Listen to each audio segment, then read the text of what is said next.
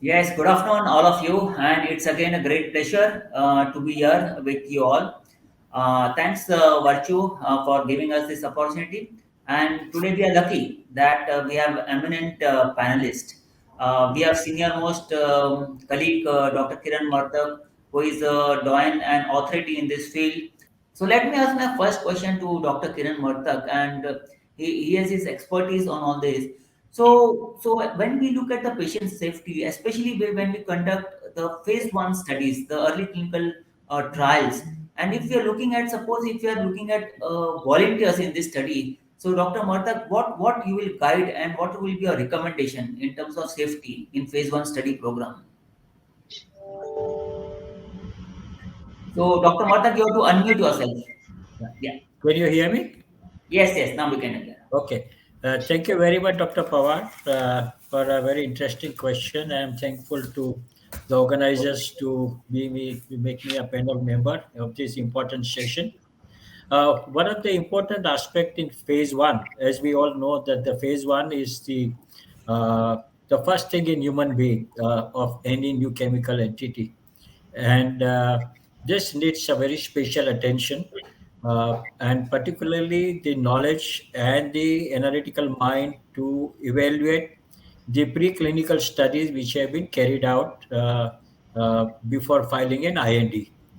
And these preclinical studies, particularly to understand the mechanism of action, to understand the uh, animal toxicology study and safety pharmacology study before one decides uh, the exact dose to be administered to this healthy subjects or the patients. Now, this safety, the very important aspect is to find out what is NOAEL, no observable adverse event level of the drug in the animal studies, animal toxicology studies, so that and based on that, select the right model which can give you a correct HED, that is human effective dose, and then apply the multiplication factor to come to the lowest dose, or rather the maximum safe dose which can be administered to the subjects. So important thing is the animal studies, which are very important to arrive at that particular aspect. And the one of the thing that one should keep in mind while evaluating the animal studies is there could be a variability in extrapolating the animal toxicity studies to studies in human beings because of the change or because of the species variation between human and animals. Certain aspect of the toxicities which cannot be evaluated in animals, like headache or myalgia or giddiness or anything like that. There can be differences in the receptor densities or the affinities, or there can be unexpected toxicities, as we all know what happened at one of the German monoclonal antibodies in UK. Also, interspecies difference in the absorption, distribution, metabolism, and excretion. So, ADME also plays a very major role. So, all these factors one has to keep in mind. And one of the important aspect one has to learn from animal studies before going to the human being is whether there is linearity in the animal PK profile or not. And if it is non-linear, then it may be difficult to assess the toxicity of a particular drug. And also the bioavailability. If the bioavailability is variable, then also there can be an issue for evaluation of the drug as such. And now, first in human being studies, when we are planning, very important aspect is to have a proper study design. And this proper study design is essentially one has to keep in mind, and what is even recommended by the European Medical Agency is that use the sentinel designs. Now, in this cases where usually in first in human study, the single ascending dose study, one keeps at least 5 to 6 cohorts, and each cohort has maybe 8 to 10 subjects, and out of them certain number, that is maximum number, receive the active drug and the lower number receive the placebo drug. So what is recommended is to be on the safe side to evaluate the safety is the sentinel design. That means you select two subjects out of eight or those 10. One is the active drug, one with the placebo drug, and study the PK as well as the safety of those subjects. If that is all right, then one they administers the same dose in the balanced number of subjects in that particular cohort. Again, the same way it is to be repeated in every cohort of the single ascending dose as well as of the multiple ascending dose. This is a very specific factor one has to keep in mind so that you don't have the like what happened at that time in UK study.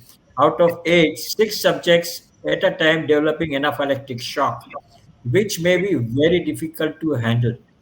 While here, if you have two sentinel subjects and then the remaining eight which are receiving the drugs, you are playing very safe. So safety is very important so far as the first in human study is concerned, and also the MAD, the multiple ascending dose study. Also, one has to use the sentinel dosing and then the balanced number of subjects as such. Second thing is to evaluate the PK profile of the subjects. And in this PK profile of the subject, one has to keep in mind what is the PK level is being achieved at after every cohort, whether that is linear or non-linear. Second thing is there are certain times which I have seen with some molecules, you may not be able to reach to the maximum tolerated dose, not because of the tolerability profile, but is essentially because of the dose limiting PK profile. Yeah, you may decide to go up to 500 milligram, starting from 50 milligram in the ascending dose. But you may have to stop in between because the two dosages have shown the identical PK profile. That shows there is a dose limiting factor, even if it is not showing any adverse event, and you may need to stop the drug as such. So, in advance, one has to also identify what will be the stopping criteria of the study. Is it the one thing is can be the maximum tolerated dose because based on the safety profile. Second is because of the dose limiting PK profile. These two are very important factors so far as the first in man study is concerned, and every time the what is important is that uh, depending upon the expected half life, at least till the half life is over, be very vigilant, keep a constant eye on the subjects, keep them on cardiac monitors, keep on taking the cardiac ECGs at every frequent time interval, measures vitals very frequently, and at least for the first half life, the subject should be on cardiac monitors to evaluate if there is anything going wrong. Very, very important. And keep one intensivist also present so that if anything goes wrong and if the subject requires intubation or anything like that, the intensivist is present to take care of it. So I would very strongly recommend to carry out these kind of activities at the time of doing the first in human study. Thank you so much, Dr. Dilip. Yeah, Dr. Kiran, very well said. And I think so, though phase one is very interesting and very exciting time, but interpreting the data from preclinical to clinical, as you rightly said, and the Noel, how to interpret that. And once you go to the clinic, as you rightly said, you have to be very cautious, especially till the for at least first half life is over. And we have to go definitely in a very sequential manner and in a very small subject, as you rightly pointed out. So very good insight, Dr. Kiran. It's very good learning we are doing where we have taken patient in phase one. So Dr. Martak, your views on that. So we have, I think, so 3-4 minutes left. This is one of the things we have to expect in the virtual meetings.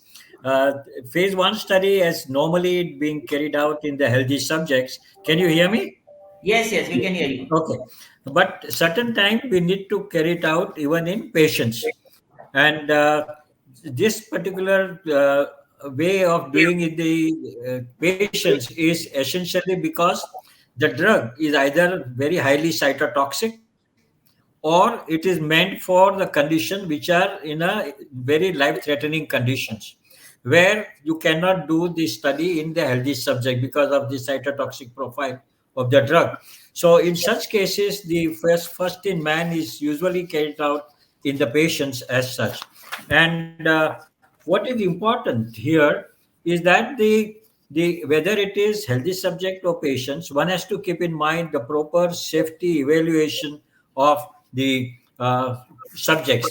The way of doing a designing of the study in particularly in oncology patients is the special design called study scheme called 3+3, which is Shen et al., who has tried to start the study and indicated that it should be done in oncology. And in such cases where there are 3+3 design, in which you start the study in three subjects and go on increasing the dose in the patients. Out of three, if one subject gets the serious adverse event, then you add three more and try to see out of those another three anyone else develops the adverse event or not. If they develop, then you that becomes a dose limiting dose, the toxicity limiting dose, and then you go with the lower dose as such. There is also another way of doing the study or designing the study is called as the uh, Bayesian profile, and that is study scheme called continual evaluation Bayesian law. And there also one has to carry out the study in the more or less in the similar fashion, but you increase the dose in one subject at a time, and then once the maximum dose is achieved, then you follow the 3+3 design with 40% increase in the dose as such. So there are ways of doing this kind of studies in oncology patients, or even in the life-threatening condition, or even certain anti-HIV drugs, which are more likely to be cytotoxic. They also needs to be done in patients. But whether it is healthy subject or patient study, one of the important factor is to constitute DSMB, that is Data Safety Monitoring Board. And this particular DSMB evaluates the adverse events of the subjects participating in the study, and they can only once after they study the adverse events after each cohort, then they will give a permission whether you can proceed to the next higher dose or not. And I think that becomes a very important factor and is very much valuable so far as in the discussion with the regulatory authorities. One should Yeah. describe that you are having a DSMB, and only if they permit, we will go to the higher dose. It is looked at a more positive point so far as the safety of the subject is concerned. And of course, you need to do in oncology and other studies the various other parameters like the bone marrow the biopsy, or liver function test, renal function test, the cardiology profile. All this needs to be monitored. Yeah. And in the interest of time, I think I'll stop at this juncture. Yeah, thank you, Dr. Marthak. I fully agree.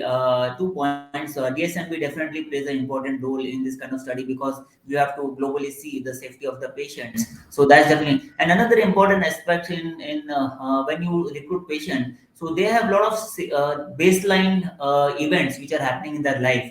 Okay, so those baseline events become very important when we want to evaluate whether it is worsening or a new side effect or adverse event is developing. So that becomes critically important. Thank you very Thanks. much. Bye bye. Thank you.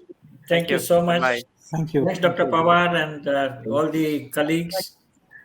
Thank Thanks, the you. organizers. Bye bye. Bye bye. Thank you. Bye.